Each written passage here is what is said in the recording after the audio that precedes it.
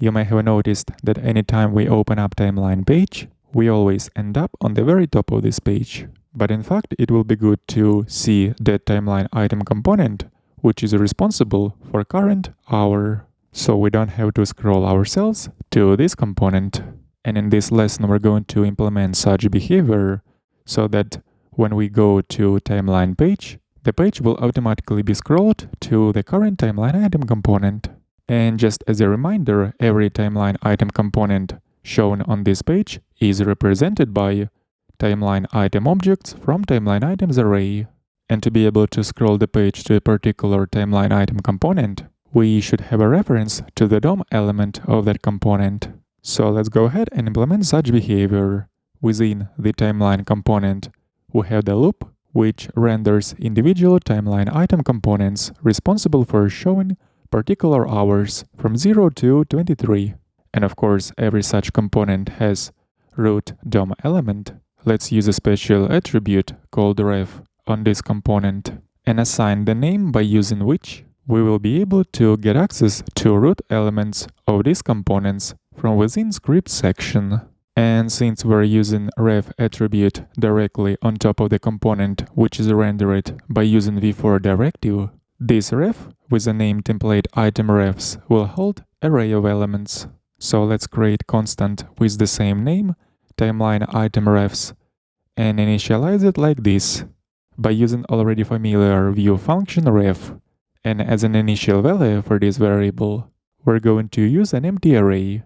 And this way, by using that ref attribute with the name of this constant timeline item refs, Vue will automatically assign references to timeline item components to the elements of this array. And now just to print out what will be contained within this array, we're gonna use another function from the Vue called onMounted, which in turn receives another closure.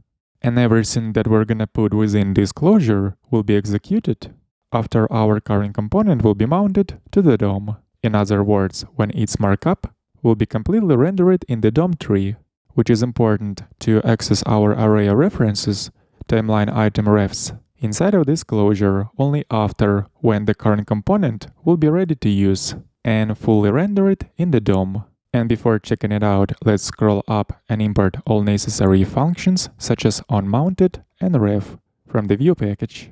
And there we go, in the console we get array with 24 elements, and every such element is the reference to timeline item component. And as we can see, as many timeline item components we have on the page, as many elements we have within this array. And since all these items in this array are references to timeline item components, by using such references we can gain access to the root elements of these components, which is this li element. And we can do it like this. Since timeline item refs array was created by using ref function, we should access underline array by using value property. And let's try to extract the first element, which will be a reference to the first timeline item component. And to get root element of this component, we can reference property with the name $EL, which is shorthand for element. And sure enough, in the browser we'll see corresponding DOM element, which is a root element of the timeline item component. So right now, just to be able to automatically scroll the page to the current timeline item component, we need to grab the reference to root element of this component. And we can do this in the following way. First of all, let's try to determine current hour. We can do this by using getHours method on the current date object. And then we can use this current hour as an index for timeline item refs array to get timeline item component which is responsible for showing current hour. But better, let's try to fetch component which comes before the current hour. So to do this, we just need to subtract 1 from current hour variable. And now that we have this timeline item component in hands, we can easily reference $EL property, which will give us root element of this component. And by using native DOM API to scroll the page to this element, we can use method called scrollIntoView. But also let's not forget that to get access to underline array stored within timeline item refs variable, we need to use value property like so. And now we can see the result. And every time I'm going to refresh timeline page, we should see the page gets scrolled to the current timeline item component, to be more specific, component that comes before it. And this way our current timeline item component will be fully visible, so we don't have to scroll the page ourselves anymore to reach current timeline item. But for some cases our current implementation for scrolling the page will fail, and specifically when the current hour will be midnight hour. So let's try to simulate this behavior by manually assigning midnight hour to current hour constant. So what's special about this is that this expression, when we subtract 1 from current hour, will result in negative value -1, and this is not a valid index for the array. So this whole line will throw an error. Let's check it out. And when I'm going to refresh the page right away in the console, we get the following error, saying that cannot access property EL of an array element, because in this case we're trying to get array element by using invalid index. So we have to handle this case in a special way. Let's use if statement and check if current hour equals to midnight hour, which is 0. We're going to handle this case a little bit differently. And in all other cases, we're going to do what we're currently doing. But when our current hour will be midnight hour, in this case, we will always scroll the page to the very top. And to scroll the page to the top, we can use scroll into view method on the body object, like this.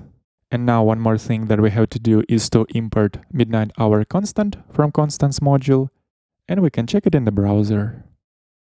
And this time when I'm going to refresh the page, the first thing that we see is that we no longer get an error in the console, and our page is always scrolled to the very top. So now let's get rid of that hard-coded value 0, get back our expression to get current hour, and check it again. When we try to refresh the page, we will see that the page will be scrolled to the current timeline item component. And to follow the principle of separation of concerns, let's extract this whole logic responsible for scrolling the page into a separate function. We'll call this function scroll to current timeline item. And just to make things more concise, we can even use reference to this function directly in unmounted function like this. So Vue is going to take care to call scroll to current timeline item function only after current component will be fully mounted on the page. So we have successfully implemented automatic scrolling behavior to the current timeline item on the initial page load. Link to the source code of this project, as always, will be in the video description.